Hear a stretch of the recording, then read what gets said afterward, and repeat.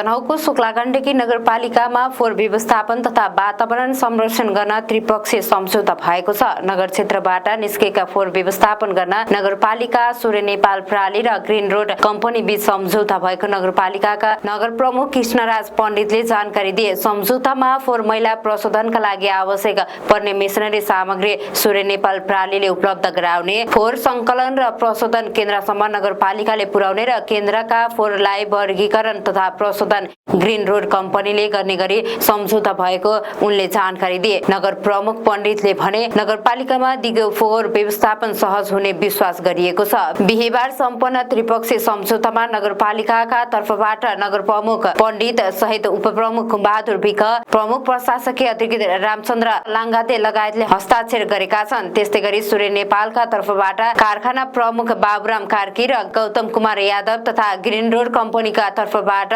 विमल वास्तोला, सञ्जीव वास्तोला र अजय केसीले हस्ताक्षर गरेका छन्।